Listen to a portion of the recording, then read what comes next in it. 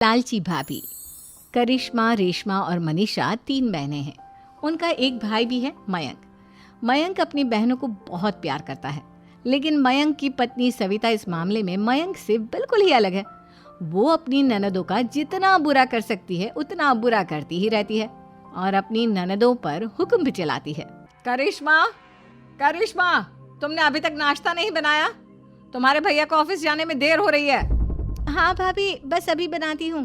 करिश्मा, तुम ये ढीलापन छोड़ दो। कल को पराये घर जाना है।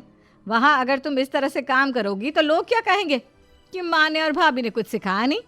और तुम्हारी दोनों बहनें कहाँ हैं? अब रेशमा मार्केट गई है और मनीषा सो रही है। क्या? सुबह के 8 बज रहे हैं और ये महारानी अभी भी सो रही है? ये कहते हुए सविता अपनी सास दुर्गा देवी के पास जाती है। माँ जी, देख रही हो अपनी बेटियों के तौर तरीके? क्या हुआ बहू, सुबह सुबह क्या कर दिया मेरी बेटियों ने? अरे एक तो अभी अभी उठकर किचन में गई है, दूसरी सुबह सुबह बाहर चली गई और तीसरी अभी तक सो रही है। क्या करूं मैं इन तीनों का, मैं तो परेशान हो गई हूँ। जा जाकर उठा उसे और रेशमा से मैं बात करती हूँ। सविता सीधा मनीषा के कमरे में जाती है और उससे कहती है, महारानी जल्दी उठो, सूरज सर पर आ गया है। भाभी थोड़ी देर और सोने दो ना, मैं रात को लेट सोई थी। वो क्या ना, यूनिट टेस्ट चल रहे हैं। शराफत से उठती है या नहीं, या फिर पानी की भरी बाल्टी डालूं तेरे ऊपर? नहीं नहीं भाभी, मुझे बिस्तर में नहीं लाना, उठती हूँ मैं। मनीषा जल्दी से उठकर बाथरूम में चली जाती है। सभी आराम से बैठकर नाश्ता कर रहे होते कि तभी रेशमा बाजार से हाथ में सामान लिए आ जाती है। रेशमा को देखते ही सविता उस पर बरस पड़ती है। लो, आ गई महारानी। ऐसा भी क्या सामान लाना था जो सुबह आंख मलते ही बाजार की तरफ रवाना हो गई? भाभी, कल आप ही तो चीख रही थी कि घर का सारा सामान मुझे ही लाना पड़ता है, घर में किसी को भी किसी काम से कोई लेना देना नहीं है। अब मैं बाजार जाकर सामान ले आई तो आपको इस बात से भी तकलीफ हो रही है? देख रही हो माँ जी, अपनी बेटी की जुबान कैंची से भी तेज चलती है। और मयंक, आप तो कुछ कहेंगे नहीं अपनी लाडली बहन को। रेशमा, अपनी भाभी से ऐसे बात नहीं करते। चलो माफी मांगो। भैया, मैं क्यों माफी मांगू? आप भाभी से बोलिए ना कि हम पर कम हुक्म चलाया करे। हम इस घर की बेटियां हैं और आपकी पत्नी की ननद है, नौकरानी नहीं। लो कर लो बात। इनकी भलाई के लिए कुछ भी बोलो तो इन्हें बुरा लग जाता है। इस घर में यही इज्जत है मेरी। देख लो माँ जी, आपकी बेटी किस लहजे में मुझसे बात कर रही है। सविता वहां से चली जाती है। मयंक को बहुत गुस्सा आता है, वो भी वहां से चला जाता है। फिर करिश्मा रेशमा को समझाती है, रेशमा, तुम्हें भाभी से माफी मांग लेनी चाहिए थी ना। लेकिन दीदी, मैंने कुछ किया ही नहीं, तो मैं माफी क्यों मांगू? हाँ करिश्मा दीदी, रेशमा दीदी जैसे ही घर में आई भाभी ही उन पर चिल्ला रही थी। हाँ, मैं मानती हूँ कि गलती भाभी की थी। मैं तो इसलिए बोल रही हूँ कि भाभी ने माँ को तो पूरी तरह अपने वश में कर लिया है। वो हमारी बात सुनती ही नहीं। मयंक भैया हमारे लिए हमेशा खड़े रहते हैं, इसलिए उनकी बात का मान तो तुम्हें रखना चाहिए था ना। कोई फायदा नहीं दीदी, कुछ दिनों की बात और है, भाभी उन्हें भी हमारे खिलाफ भड़का देंगी। फिर वो भी माँ की तरह हमारी किसी बात का विश्वास नहीं करेंगे। इसी तरह सविता अपनी तीनों ननदों को किसी न किसी बात पर परेशान करती रहती थी। एक दिन मयंक अपनी तीनों बहनों के लिए गिफ्ट लाया। क्या रेशमा, ये तुम्हारे लिए हार का सेट। रेशमा, तुम्हारे लिए सुंदर सी ड्रेस। और मनीषा, तुम्हें किताबें पसंद है ना, तुम्हारे लिए किताबें लाया हूँ। थैंक यू भैया। थैंक यू भैया। थैंक यू भैया।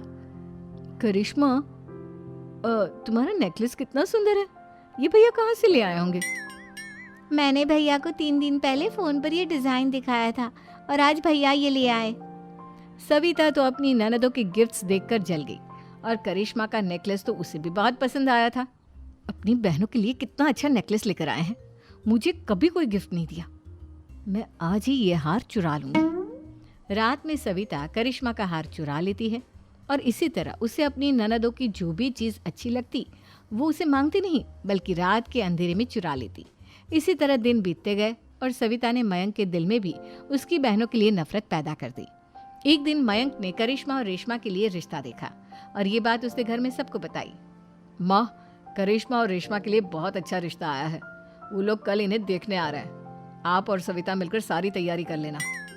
ये सुनकर करिश्मा और रेशमा खुश हो जाती हैं, लेकिन सविता सोचती है, अगर इन दोनों बहनों की शादी हो गई तो घर और बाहर का काम कौन करेगा? मनीषा तो एक नंबर की कामचोर है, उससे तो किसी बात की उम्मीद लगाना ही बेकार है। मुझे इस शादी को रोकना होगा। अगले दिन सभी लड़के वालों के स्वागत की तैयारी करने में लगे होते हैं। तभी मयंक अपनी बहनों से आकर कहता है, तैयार हो गई तुम दोनों? देखो दोनों लड़के बहुत अच्छे हैं, मैं कोई कसर नहीं छोड़ना चाहता, इसलिए तुम उनके सामने अच्छे से बिहेव करना और अपनी भाभी से लड़ने मत लग जाना। करिश्मा, तुम वो नेकलेस पहन लो ना जो मैं तुम्हारे लिए लाया था। भैया मैं बहुत देर से वो नेकलेस ढूंढ रही हूँ, लेकिन मुझे मिल ही नहीं रहा। क्या तुमने नेकलेस खो दिया? तुम्हें पता भी है वो कितना महंगा था? तुम कोई काम ढंग से नहीं कर सकती। मयंक गुस्से में वहां से चला जाता है। थोड़ी देर बाद लड़के वाले भी आ जाते हैं। वो दोनों बहनों को पसंद कर लेते हैं और रिश्ता पक्का हो जाता है। लेकिन सविता के दिमाग में तो कुछ और ही खिचड़ी पक रही थी। वो पंडित जी के पास करिश्मा की कुंडली लेकर जाती है और उन्हें पैसे देकर करिश्मा की कुंडली बदलवा देती है। जब लड़के वालों के पास करिश्मा की कुंडली जाती है तो वो दुर्गा को फोन करते हैं। बहन जी, हमने करिश्मा की कुंडली अपने पंडित जी को दिखाई थी। आपकी बेटी की कुंडली नहीं बल्कि दोषों का पिटारा है। देखिए, मैं और मेरे पति इन सब बातों में बहुत विश्वास करते हैं, इसलिए हम आपकी बेटी से अपने बेटे की शादी नहीं करा सकते। इस तरह करिश्मा का रिश्ता टूट जाता है और सभी घर वालों को बहुत दुख होता है।